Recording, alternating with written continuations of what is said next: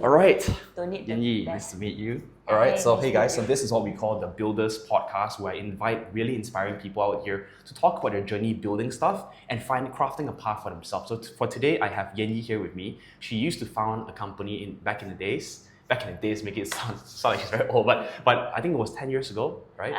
Roughly, yeah. We started in 2016. Okay, Yeah. and now she's working in Easy Store as what was the role again? Chief Relationship Officer. Which I want to dive deeper into it because I believe community-based marketing or relationship is what really brings you far, not just mindlessly selling, but building a connection with someone, right? Yep. So if you could just bring me back to 10 years ago. So this conversation, I don't want to go too much into what you did in the past, Okay. because you're no longer working there anymore, but I want to learn from what were you feeling back then, Okay. and where you are today, right? So Sure. if you could bring me back 10 years ago, where were you? Why did you do it? Before I started my previous company, I did work for other people. So my first job was with a startup. Fresh out of college, I felt that it was very fun because in college itself, I was doing something on my own. Back then, I had no idea what was a startup, what was the internet. I was one of those laggards, right? I discovered it because, in between classes, you just have a lot of time. Okay. I did something on my own. I built, online community of shoppers back then. Okay. And that got me to explore how the internet and community work with each other. So this was pre-social media days. Well, you call yourself a laggard, but you start your own community of people doing what? So I consider myself a laggard because I didn't have access to the internet until quite late compared to my peers. Okay. So when I first discovered the internet, then what I did was, I overcompensated in that sense, right? I learned a lot and I was trying to catch up with a lot of things. And then I built a community of shoppers. So back then, before e-commerce was a thing, we had something called the blog shops. Literally, you start a blogger or a WordPress account and then you post products and you sell online. It was very manual. How do you sell? How do you pay? Through Bank transfer, bank deposit. The good old days. Yeah, good old days, Okay. And I felt that, wow, as a college student, this was a very affordable way to shop. We didn't have a lot of fast fashion brands in malls back then either, right? So it made perfect sense. And I felt that, I want to share this because I think people should know. And in that sense, I also helped promote the blog shops. I didn't know what I was doing, because I didn't... This was in which year specifically? I was still in uni. This is my final year of uni. This is like 15, 18 years ago. 15, 18 years ago. Which uni was this? Help University. Wow. Yes. So for those of you from any university, right, don't think you're ever too small because you started that way. And back then, you didn't know what you were doing. You were just having fun. Yeah, and I would say that because back then, whatever social media we had was mostly forums. I think the Laoyats were the most prominent social network we had, right? There was a lot of anonymity, and I think that kind of opened up a lot of avenue for people to actually be very helpful to each other. So helpful in a sense, for example, I didn't come from business or marketing background. I don't know design. So a lot of people helped me set up my first website, my first .com, how to host my own website, what is a domain, all these basic things, right? I have no idea.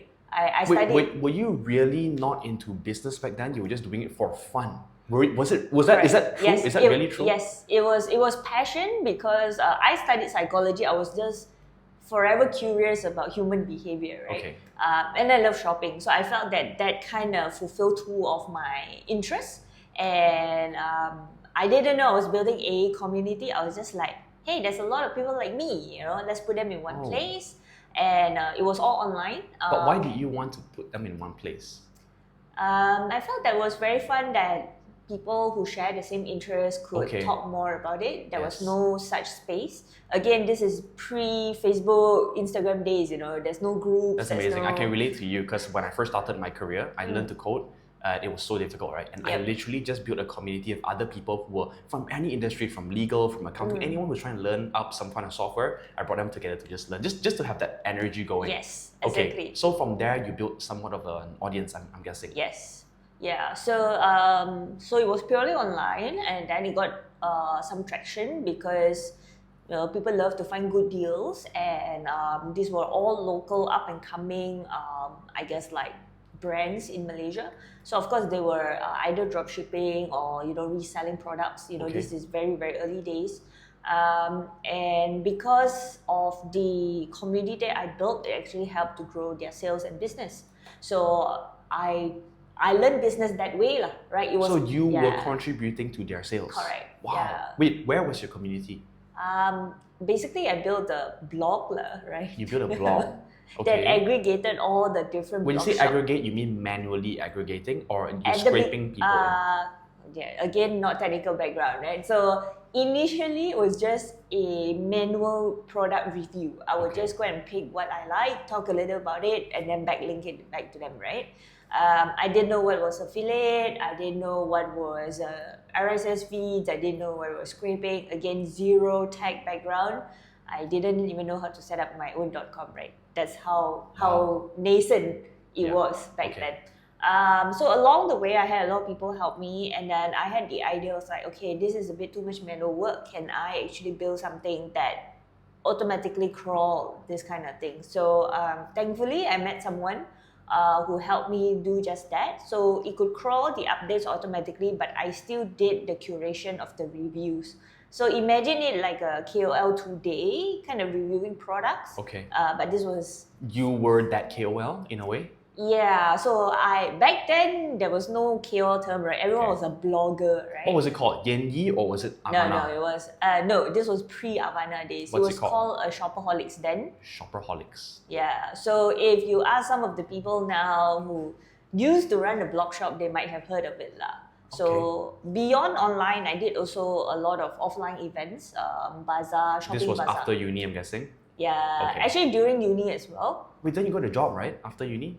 Yes, but How does that work? organizing a bazaar is a weekend thing, and you don't do it all the time. So you're a hustler lah. Even with a job, you still went and do all these things. Yeah. So again, all these terms only came later, right? When you're in the startup ecosystem. Yeah. So all these terms was not something I aimed for. It was just it seems right at that time. That's why what you're doing is so impressive. Is because there's no peer pressure. It's the cool thing to do, right? There's no hustler. There's no whatever. There's no building an audience. Nothing. It's just doing what makes sense. Yeah. And I think back then it would be even more unpopular to be doing these things.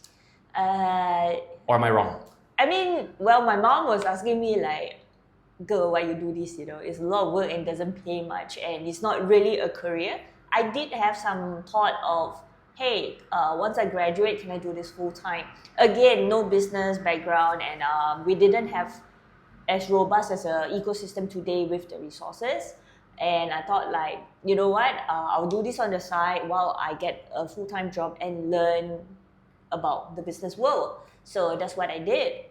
But of course, then work became a bit too overwhelming. Then eventually I had to close the community down in a sense. Okay. Yeah, because the one thing is also, that was the rise of Facebook and Instagram then. I didn't manage to kind of catch on and transfer, from one medium to another. Why do you think you missed out on that wave? Is it because you were too busy in your job? Yeah, I way, felt right? that, you got to pay the bills, unfortunately. So a full-time job was what I needed at that point in time. And then by then, I think social media algorithm had already changed.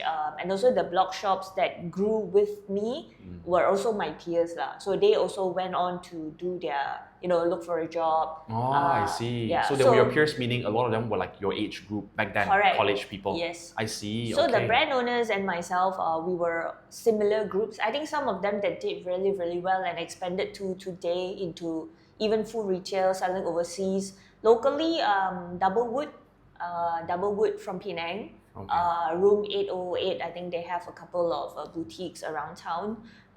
Pink and Proper, selling swimsuit.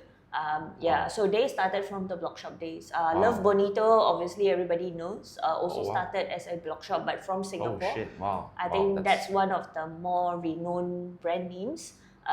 So a few of them did manage to kind of ride the wave and grow to a full-blown retail business today. But a lot of them were, I guess, like part-time income for a lot of college students. How were you monetizing back then doing all this? Again, a lot of people, the community actually reached out to teach me how to monetize. So number one, they were like, hey, you should really charge money for advertising space. Okay. Because back then, on a typical website, you have your banners, Correct. you have your backlinks and all that, right? So that was one thing. Second is using affiliate links for products. You were already on affiliate links so many years ago? Back then, affiliate links for local brands were not very popular because they were also running on a non-e-commerce setup. Okay. But I guess I had enough traffic to get interest from global sites. So global sites? Yeah. Wow. So global sites actually approached me to use their affiliate links to promote international brands. Okay, so back then, this whole time, it's still within the realms of an eyeball-based business, Yes. bringing in eyeballs and then selling ads kind of thing. Yeah. Okay. And then, so let's fast forward a little bit. How long did the shopperholics era, how long did it last? Maybe about 3 to 4 years. Okay, then you got a job as a what?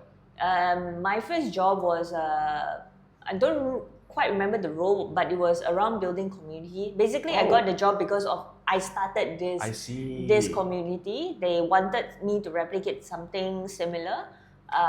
So that was a startup, and then I moved on to corporate to do events and marketing. Hated it. Went back to another startup. Why did you hate corporate? I guess because when you come from a startup background, right? So you're very used to what is the fastest way to get things done? Yes. For example, sending out an EDM, right? Is literally sit down. There's no ChatGPT, right? Yeah. You just type it out, schedule it, do Boom. some basic design, and it's out. Yeah. Whereas in corporate, of course, it's a larger organization. Of course, after running Avana as well, you appreciate the need for structure. Right. But at the very beginning, when you're a one-man show, you're kind of used to getting things done on the fly, right? It's like, idea, let's launch, let's do it, let's experiment, right? But when you're in corporate, you're like, hey boss, I got this proposal, can we run it, right?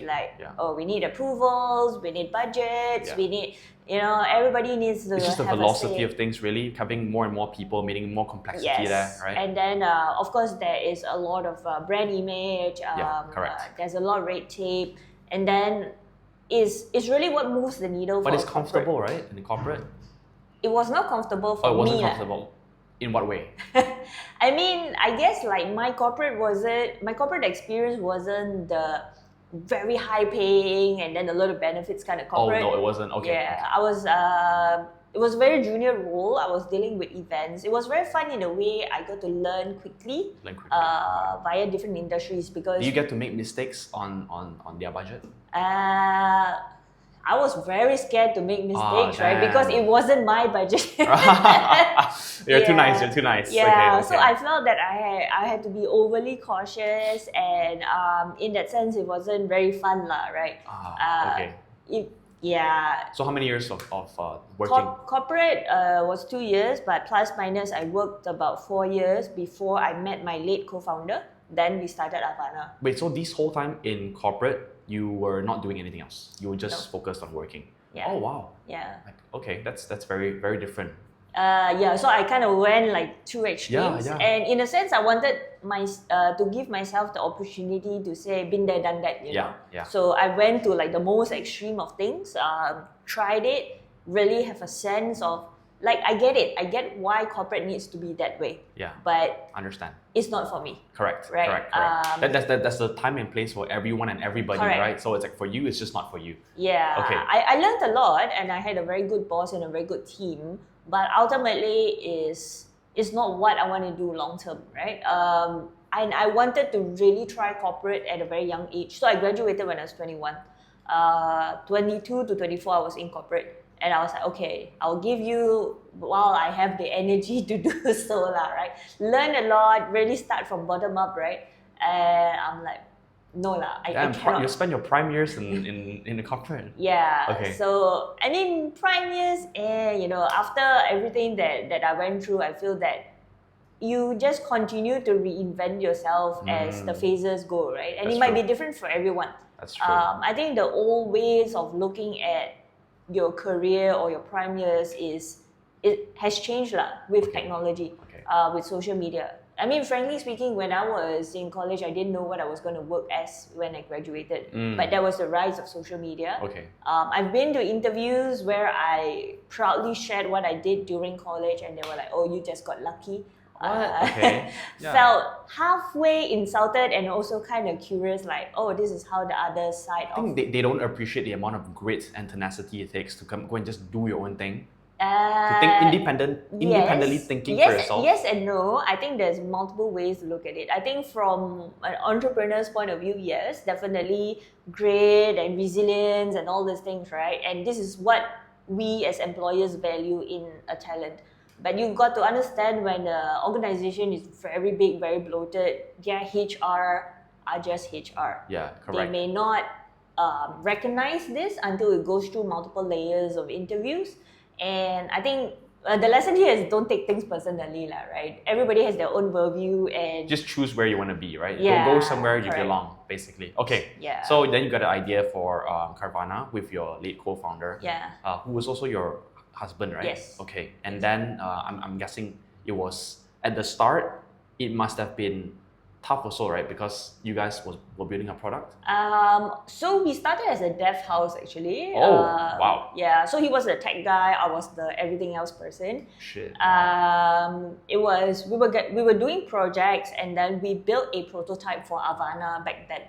As a client project or just no. your idea then you built? Yeah. Wow. So it was something that we wanted to build because I mean, as a dev house, you're only delivering projects, right? Yeah. You don't control the scope. You don't own the IP as well. Correct. You don't own the scope. The client, even if you feel is wrong, the client wants what they want. So it's like, okay, you know what? We just build you in. Shut up and do, right? Yeah. So that's the unfortunate part. We are not a consultant. And even if you are a consultant, a lot of clients are just very adamant about how they want things to be. Correct. So we wanted to build something for ourselves because, so again, this was the rise of social media, right? And we feel that at that point, hey, this is the right place, right time. We have the right fit, in terms of our skill set. And let's do it. So we did. We beta tested it. We got our first 500 users. Naturally from my community as well. From your community from so many years ago. Yeah. So I mean, we still keep in touch. The email list. Okay. Yeah. So there's still email list and some. You still kind of keep tabs on who's kind of growing and who's not, right? So we tested. We had some traction. And what was the problem statement, if there was one? The whole problem statement was what I was trying to fix, right, with my community. Is like I could help them market, and then when there's a influx of demands, inquiries, and sales, they couldn't cope because it was very manual. So and all these are happening on social. So at that point, we just wanted to make it simple. You can post on social. And you can receive payment on social. It was as simple as Amazing. that. It's just integrating payment gateway, okay. right? To put it simply. What did you guys raise funding? Yes. So why did you do it? At that point, of course, the dev house was profitable. We was a small business. The margins are great. The time is great. It was a very flexible working. This business I have now is funded by a dev. I started off as a dev house as well. Yeah. So I think most tech companies and most tech startups start that way. And then we were like, do we want to slowly build this prototype or do we want to take advantage of whatever trend that's happening? If we want to take advantage of that, then we're going to raise fundings because we just need fuel power. Okay. Yeah. Yes. So speed to launch and then resources, right? And ultimately, we were like, okay, we're going to get rid of our safety net. So we shut down the dev house, moved the small team to Avana, raised our first pre-seed round. Wait, you raised first before you shut it down, or you shut it down then raise? We raised, made sure the money was in the bank first. Okay, gotta clarify that. Yes, yeah. I mean, you still got to make sound decisions, right? Correct. And pay bills and stuff, right? Sorry, give me 1 second. Sure. Okay, just to make sure. Yep. Yeah, so we did that, and then we were like, okay, there's no turning back because there's no safety net, right? No plan B, burn the boats. Yes, literally burn the boat, burn the bridge, burn whatever. What do you think of that? Do you think it was a necessary decision? I think it was necessary because we need to focus. Because when we had the prototype, we were, okay, when there's a bit of downtime, then we do work on the prototype. Yes. Yeah, but then when there's someone client request or whatever that's paying the bills, you got to focus there, right? Yes, correct. Relatable. And we had a very small team then. I think we had maybe 3 additional devs with us. Back then you had full stack lah, right? Which one-man show, which was fantastic. Hard to find those talents nowadays. And it was also confusing for the team, right? It's like, what do you focus on? Obviously focus on what brings in money to the bank. So ultimately we were like, hey, we need to focus on this and we need to make it work. How do we make this bring money to the bank instead? If you could bring yourself back to that day where that period where you were doing that, what is one word that would describe that experience? I think the one thing that everybody was on board was like focus lah. Really 100% No, maybe not more on emotions. Were you scared? Were you excited? To be honest, thinking back is like we don't know what we don't know, right? So it's blind, naive courage, right? Really? It's just like, let's go. You kind of need that, right? You kind of need that in like early stage new ideas. I would say that after so many years of doing this, it's not for everyone.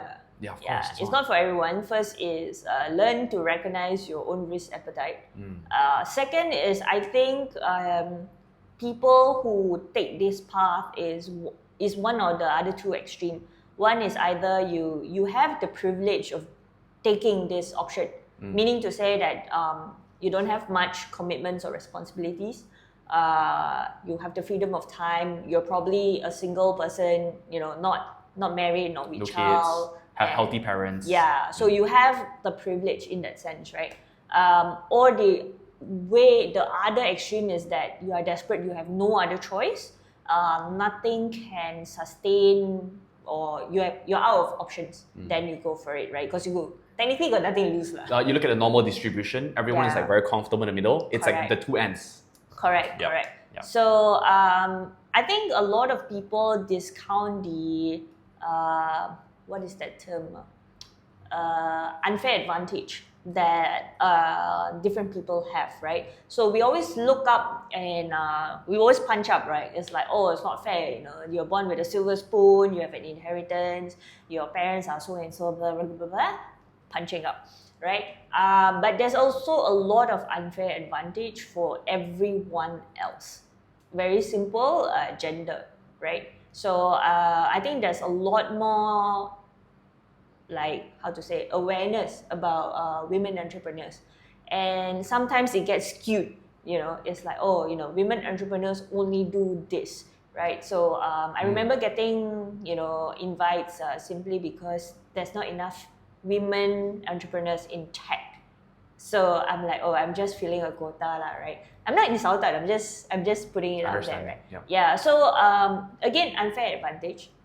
Learn to recognize it. Don't feel insulted by it, and go with what you have. Because it's already so hard. Yeah. It's really hard, and it's more competitive now. Not only because there's more entrepreneurs, more resources. You're fighting with AI. You are also fighting with the giants from China and other parts of the world. So really use every single advantage you have. Maybe back then when I started, there were less competition, but also less resources. We had to figure out a lot of things by ourselves. Imagine if we had ChatGPT back then, right? It would have been a totally different game. Yeah. But then again, with ChatGPT, everyone else would have been moving faster as well. Yes. So it's a kind of table stakes kind of thing now. Yeah, so you got to learn the balance, right? So one is when you're young, you don't have experience. So you don't know what you don't know. You learn a lot of things the hard way that might cost a lot of money, time, and other things, right? Things that it's very hard to repay. But now that you're more experienced, then you're less likely to take those kind of chances and experiment. And also what moves the needle now versus then is very different, right? So back then it was very easy to get eyeballs. The algorithm was great, right? Whatever you post is what people see. Now every 3 posts you get an ad and then some, right? So it's a different landscape. Back then, very naive, or you want to call it courageous, whatever, is no fear, like, hey, let's go, it's like the word failure doesn't come to mind because it's really like, this is gonna happen. I'm still trying to understand. You have this very strong passion and optimism, right?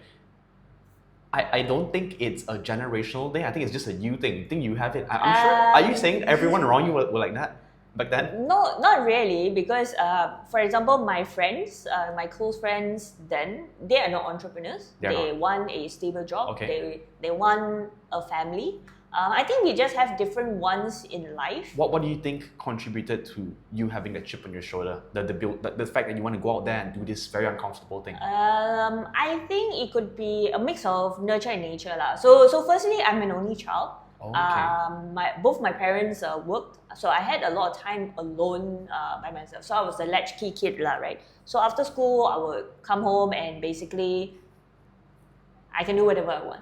So my parents were relatively okay with me being independent. Like, in a sense, I could choose what I wanted to study, what I wanted to learn, and I had that freedom. Okay. At the same time, I was very protected. Again, only child, daughter, and all that. Typical Asian family lah, right? So I felt that when I got onto the internet, I was like, wow, there's a huge world out there, and I'm very curious. So I guess one word that would describe me well since young is I'm just curious. Like to explore. Yeah, very curious, and especially about human behavior, right? So that's just me, right? Or it could be ADHD lah, I don't know lah, right? It's one or the other, like. Okay. You want to put a label to it, go for it. Otherwise, I'm like, right. Use it to your advantage anyways, right? Correct. Okay. So but you also need to recognize your biggest strength is also often your biggest weakness. Yep. Curious to what point? Curiosity killed the cat. So correct. So again, I think learning to balance everything in moderation is the lesson I have to learn the hard way after many years. But at the same time, there is a group of my childhood friends that are also similar to me, who are also entrepreneurs. They did not take the funding route for their startup.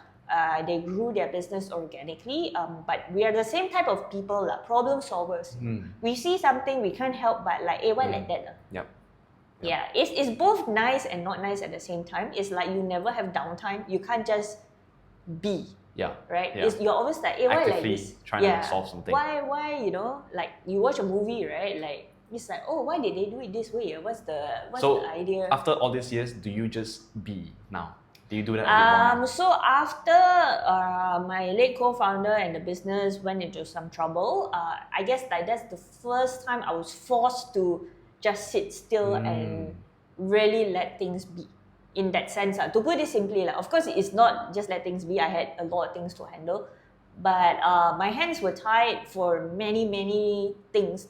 Because you're so used to firefighting, you're so used to solving problems, right? And to sit on your hands for a long time, or rather the ball is in someone's court, is the most frustrating feeling in the world.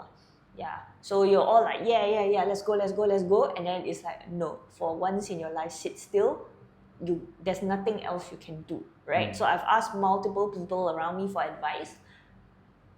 That is my only option, right? So in that sense, I feel that it was needed because my health has taken a toll as well, physically and mentally, and I really needed downtime and really to assess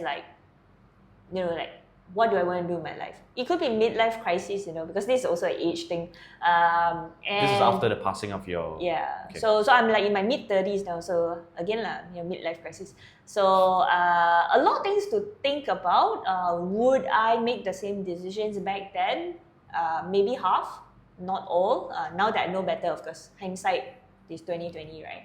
So it's very different. So I think there is multiple school of thoughts on this, right? So the people that I meet during my Havana years, they're like, oh, what is your new startup, right? Like, when are you going to do this again? I'm like, hell no lah, I'm exhausted, I'm burned out and all that.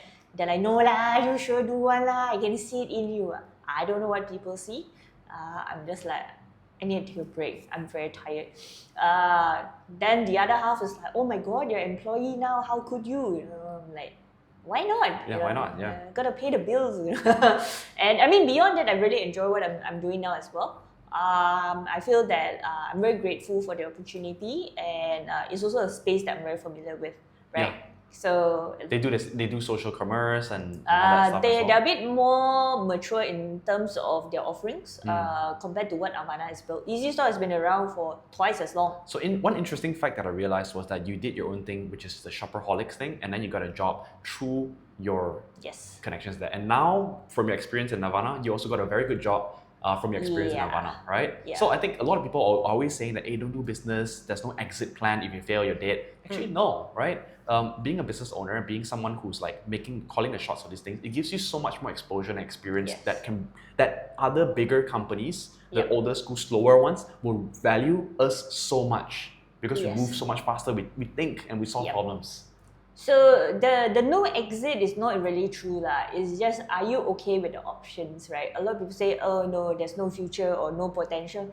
It's because you don't like or you don't align with what the potential exits are, or you don't know how to get there yet, right? More often than not, it's the last one lah, right? You can kind of see. For example, those early days, we were like, yeah, we're gonna build a tech startup, we're gonna IPO, we're gonna list in NASDAQ. How to get there, I have no freaking clue. Yeah. And who's been there, done that as well? To us, back then, not many people.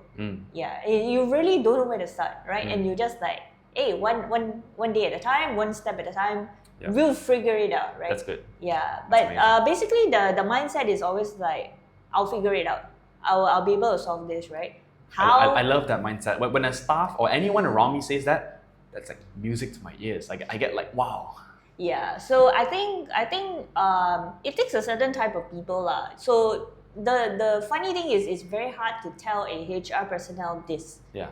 How to identify that, right? So I mean, while running Havana, eventually most of the roles, at least the senior roles, I will still make it a point to interview myself. I suppose it's through practice, through experience, you learn to pick it up lah.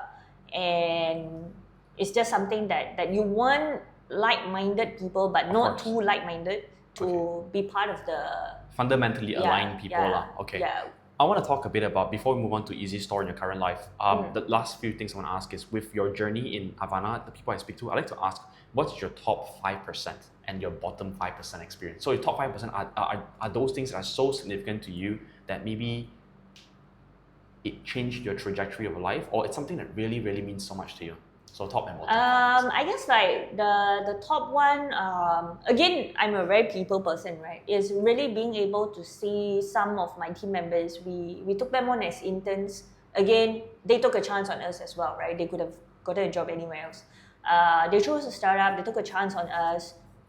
They learn from nothing because there is no course out there that teaches you how to work in a startup. Because when you join, you do everything, right? And then they grew from that. They grew from an intern, a part-time, a full-time, eventually managing their own team.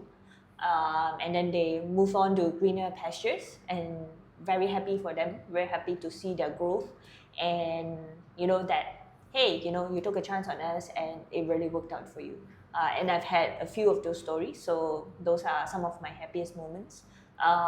Second one is definitely related to being recognized by the tech giants of the world, right? So we've worked with the likes of Meta, Google, went all the way up to some of their senior management, being able to share the ideas, build products together, seeing the results. Of course, again, it's a very fast trend, it comes and goes.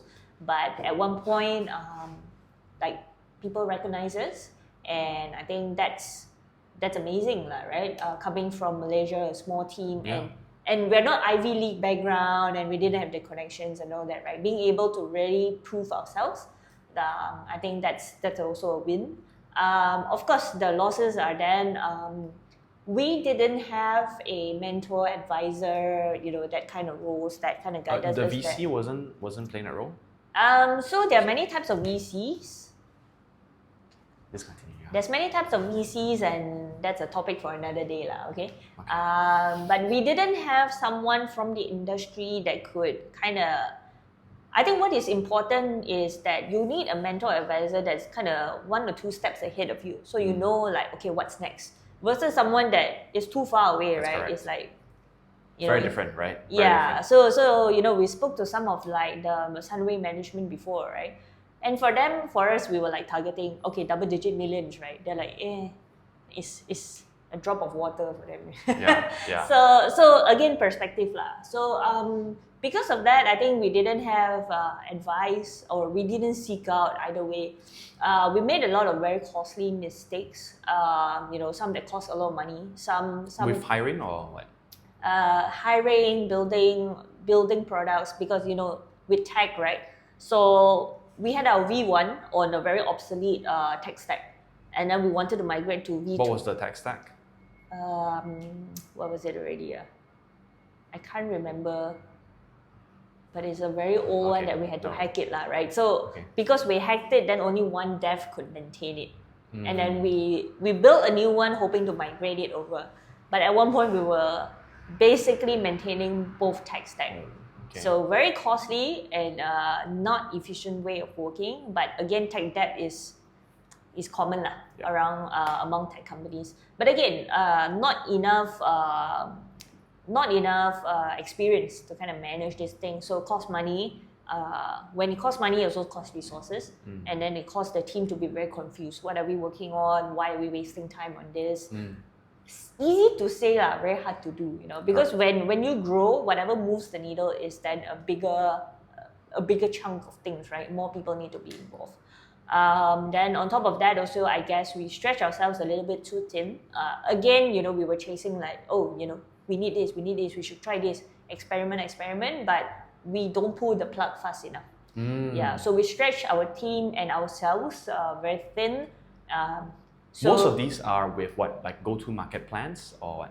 Because the product is there already, right? Product market fit, did you guys got it already? Yeah, but the thing is, you see, when you are building a SaaS platform, right, especially that is linked to commerce and social, the trends move and the market moves really fast. So catching up to it is one thing. So we went wide before we went deep. So we went too wide. Like many platforms.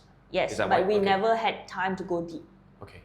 So then the churn becomes a whole thing. Then your matrix all come into So in hindsight, you would have been better if you went deep in one platform?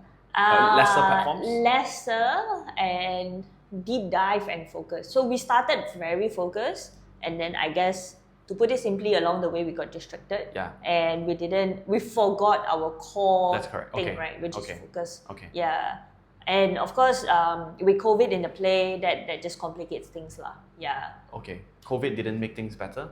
COVID didn't make things better because everybody was reactive. Yes, our sales went up, our revenue went up, but that meant our team worked overtime because there was an influx of demand to go online. And then this entire trend just died off suddenly, right? When COVID was manageable.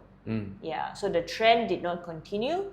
But you see, when you scale up, it's easy. When you hire, it's easy. To scale back and fire is hard. So those are some of the things that complicated the whole business lah. Things that you don't really think about, like it's only in hindsight because imagine like you're running 100 kilometers an hour. It's like you cannot stop. The momentum is there, and we're just gonna hit a wall. That's to put it simply. That's what you were feeling basically throughout that journey. So with the passing of your late co-founder, right? Was it like a drastic thing or something that you it was very sudden actually. We didn't have any signs, so it was very sudden, and it also happened very quickly. But at that point, the business was already not doing well. Then basically is, when it rains, it pours, right? So the past couple of years was really challenging for me personally. Then I guess that's when I decided that I think the lesson here is take a break, like really slow down and take care of yourself. Yes, at that point my health was really, really bad. So it's like a wake-up call, and funnily it's also a wake-up call for many people around me, because this is also the age where everybody kind of gets married or planning to get married, and you kind of reconsider your whole life. It impacted more people than I imagined. A lot of people actually reached out to me, friends and strangers. I've spoken on this topic a lot with many different groups of entrepreneurs, especially because it's business continuity planning, and especially when the founder or the CEO is the one that is impacted, how do you move on? Technically, long story short is you have no time to grieve. Business still runs. Stakeholders need to be managed, your employees need a direction, right? So nobody gives you any luxury of time. It's easy to say, take a sabbatical, you need this, take a break. Until now, I've not taken that break lah. Why haven't you taken a break? Again, easy to say, hard to do, you know. So just because the company is non-operational doesn't mean that there is nothing left to do for the company. Or there's still stuff that Yes. you're settling now. Yes. Wow. How long more are you gonna? That's the thing, you know, you don't know. Again, the ball is in other people's court. Oh. You have no control over things. Yeah. Right. Yeah. That's So this is my advice to other entrepreneurs lah. When times are good, fantastic, right? Celebrate it. Please put some money aside. Give yourself a break. Because when shit happens, yes, great resilience. I think all of us have it.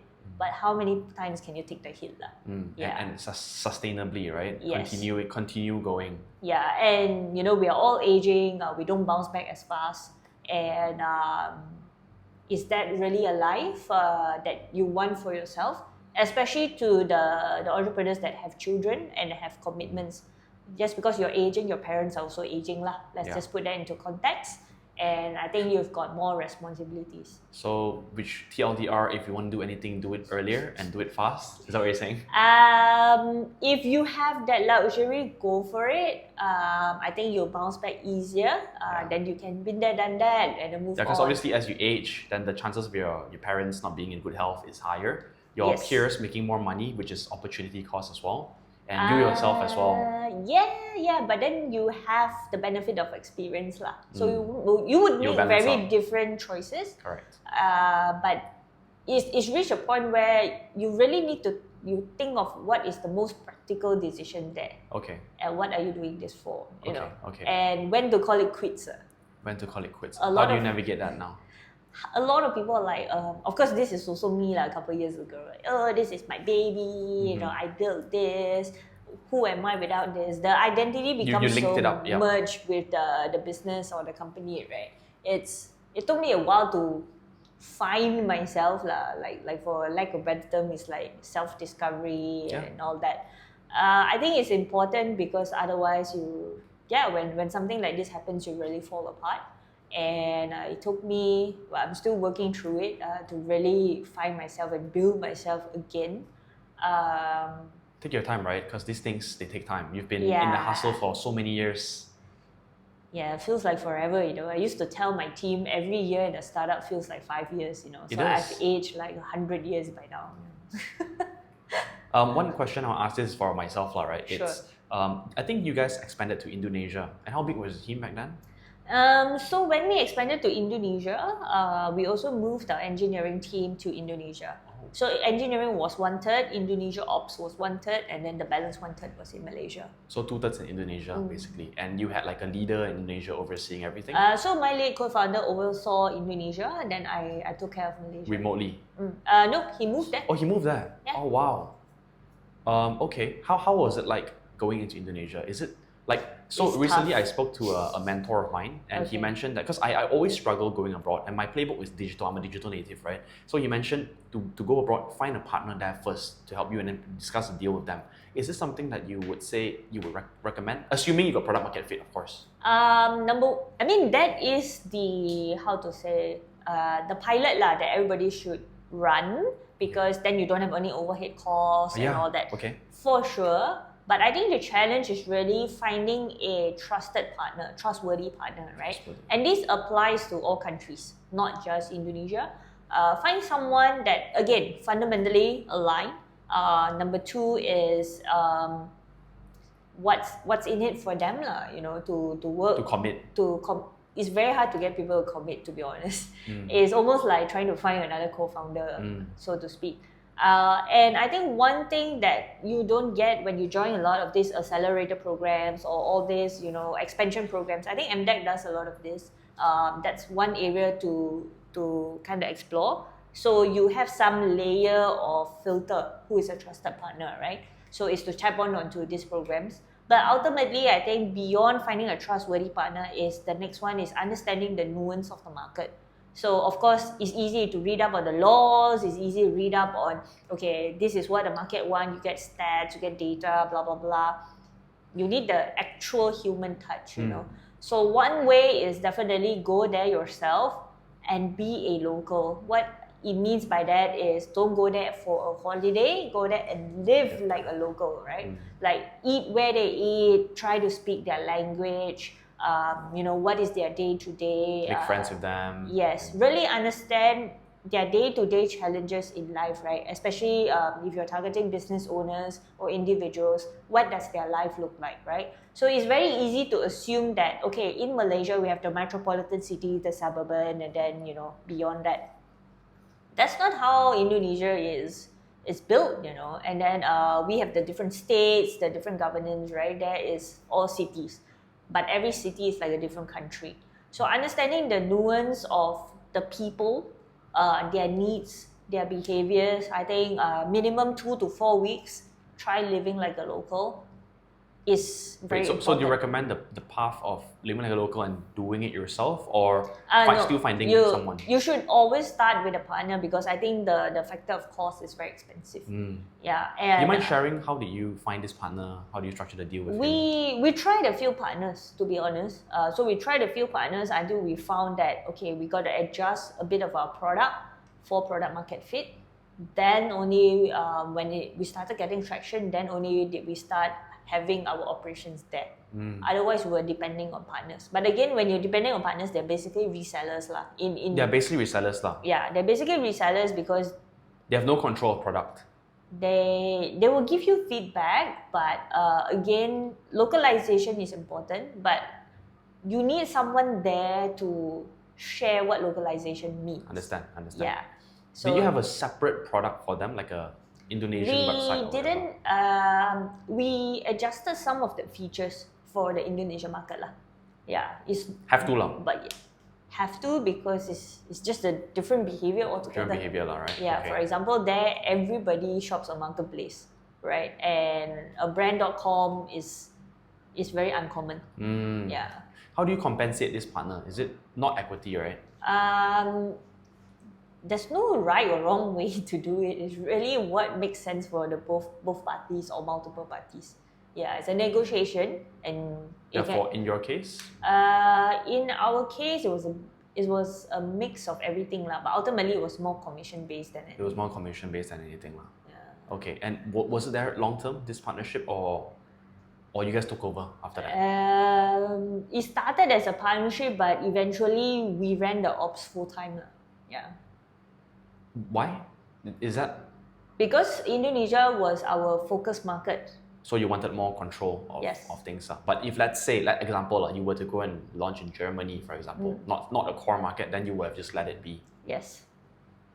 I think a lot of businesses do this. So Shopify, I mean, in the context of my industry, Shopify had a lot of resellers in markets outside of US and Canada. Only recently, I think they decided to kind of put their own ops team in the different markets that are starting to show traction. Okay. Because it again, you got to balance, right? What's the ROI for your investment? One thing I like about you is you always talk about balance, about finding that everything in life is going to be there for a reason. You just have to find what suits you, correct? Yep. Yes, I like that. I do think nothing is really right or wrong. It's just finding what's right for you. Okay, Yep. I think pretty much that's it for the Carvana side of things. Avana side of things. Yep. Is there anything else you want to share on the Avana side before I move on? Yeah, I think that pretty much wraps up everything lah. Yeah, must have been a very meaningful part of your life. Almost 10 years? Almost 10 years lah. Wow. Yeah. Wow. Is this the end of that chapter? I mean, I don't know, right? So let's see. I mean, there's a lot of surprises that happen in my life. So let's see, Okay. Let's move on a little bit to Easy Store now. What do you do exactly as a relationship man? Okay, so the role is basically partnerships, building partnerships with communities, with ecosystem players, and whatever that can help us kind of add value to merchants, which is our customers. But beyond that, I think because of my experience, the way I do partnerships could also mean going for interviews. Interviews meaning? On radio, on TV. So basically more PR. Yeah. So PR, being a speaker for events and similar to what I used to do for Avana. Right. So something like a ambassador, spokesperson It's a mixture Kind of of. everything, but But like, let's say the end goal, KPI kind of thing, what's the objective? getting partnerships to bring in more value for merchants. Bring in more value. Okay, so synergies with other players to Yeah. to build. Okay. Yeah. Okay, so how long have you been in Easy Store? Slightly more than a year. 1 year already. Okay, and your office is, where is it? Because I see one here in Puchong. Yes, it is here in Setia Walk. This is your main office? Yes. So it's very very nearly. Okay, okay. So how would you compare the experience of like transitioning from someone who's like been hustling and everything, and then I think at the end you said your health was taking a toll, and then you took a short break, and then now in this new role, how would you say the transition went? I mean, there's a lot thing off my hands because when you're not a founder, you don't oversee a lot of things, like especially dealing with stakeholders, right? Right. So that's a relief.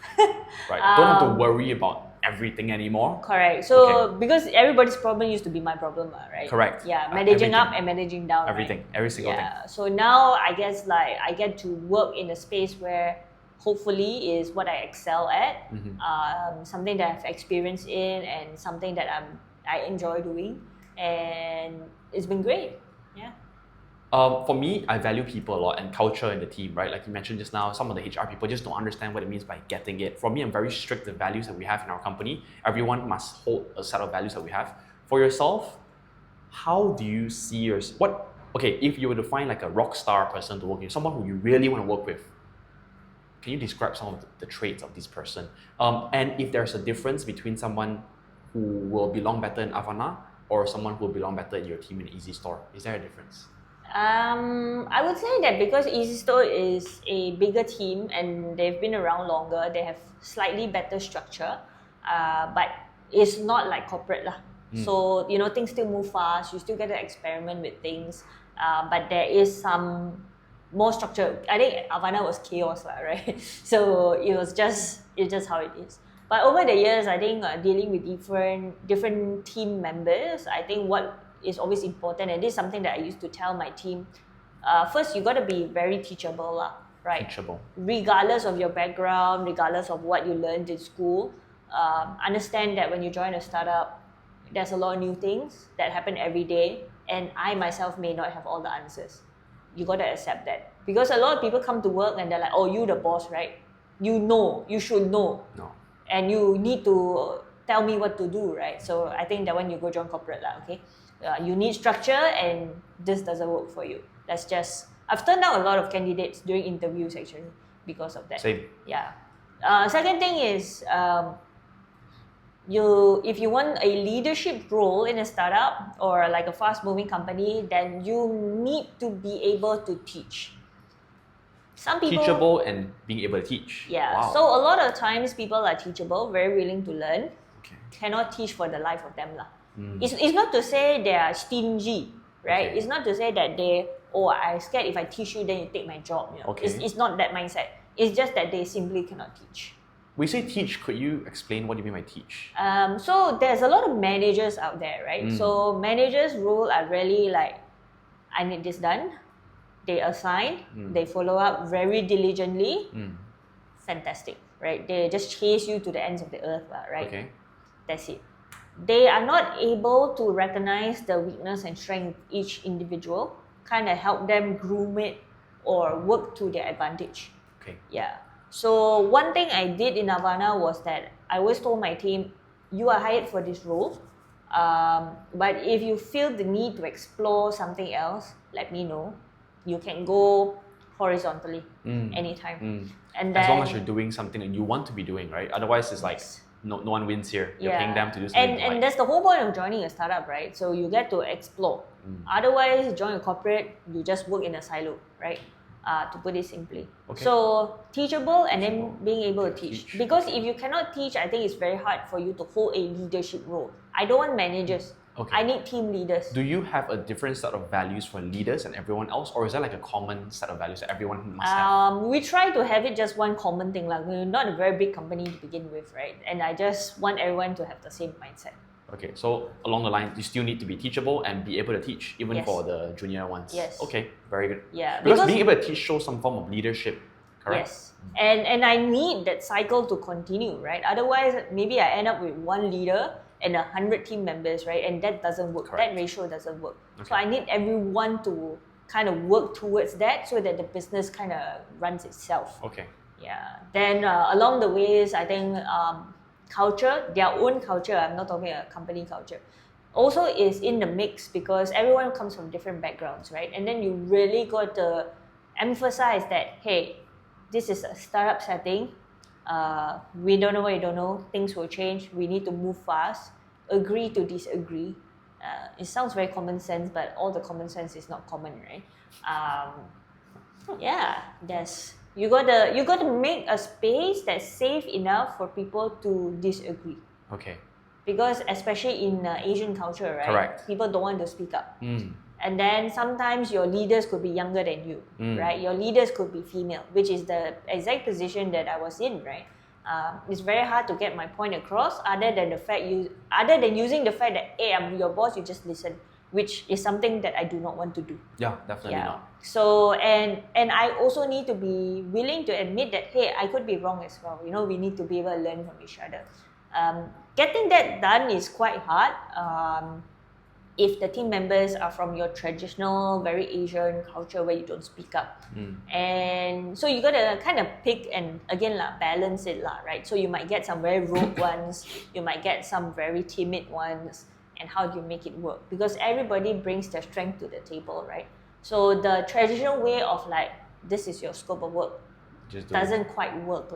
Okay. Because until we are a very structured company where everyone has defined roles and departments, correct, everybody needs to chip in when you need to chip in. Yeah. But ultimately, back in Havana, one core thing is you got to have empathy for the merchant. Otherwise, don't work here because they are struggling, they need our help, and our whole existence of this business is to help solve their problems. So if we don't fix our bugs, if we don't launch new features, if we, don't help them in any way, why do we exist? And this is a question I continuously ask my team again and again. If you don't care about our users who are paying the bills, why are you here? Yeah, basically, why they will hire you, right? Yeah, why are you here and why are we here? Correct. We don't need to exist, business will still run. Correct. So being able to teach, be teachable, be empathetic, and what else? What there was a third one. What was the third one again? Agree to disagree. Agree to disagree. Agree to disagree. Okay. Would you say these things? I'm assuming you also hire people in Easy Store now. No, I don't. Oh, you don't hire anyone in Easy Store? Actually, my role in Easy Store is more of an individual contributor. So I have no one reporting to me. Yeah. And who do you report to? The CEO. Oh, okay. Directly to the CEO. Yeah. Is one person enough to do all this? Why not? Why not if you got the right person, right? Yes. It's not to say I don't collaborate with my team members. Understand. It's just that I don't have a team. Okay. Yeah. Got it. Okay. Thank you so much. I think that's pretty much it. I guess one last question would be, I like to always ask this one. It's like, if you could go back in time, what's one thing you would change, if anything? I would have to pull the plug on a lot of projects. Is it? Yes. A lot of things you didn't pull the plug faster. Yes. When you say projects, what do you mean by projects? So when we were growing, we had a lot of interest. So we had a lot of inbound leads. We started serving the micro SMEs, but eventually, because they were getting a lot of traction, we got FMCG coming to us as well. So global companies, right? So of course, it was great to have them on our portfolio. But in hindsight, serving the micro versus serving a FMCG or global company it takes two very different skills. I train my team to serve the micro. I'm a bit more flexible because as a founder you need to be, but I was the only one who could manage all sorts of clients, right? Okay. And again, I'm one person. So again, stretching the team, trying to move them from serving micro to serving enterprise, that didn't work. Yeah. So you would have cut down projects faster and focus. Yes. That's very important, right? Focus and just double down on what works without getting distracted by shiny things. Okay. If you were to summarize one most important thing to do business, one thing only. Focus. Focus. we started that way, then we lost track of it lah. Because of a lot of priorities, a lot of ideas, and execution just wasn't there. COVID, then there's a lot of input from different parties about scaling, do this, do that. Again, we didn't know what I don't know, right? So think for yourself and just plan and focus. That's something that's so important for me as well. Okay, anyways, Yienyee, I think that's about it. Thank you so much for Thanks today. for having me. I saw your podcast with Kevin Brocklin. He was sitting here just the other day. Oh, okay.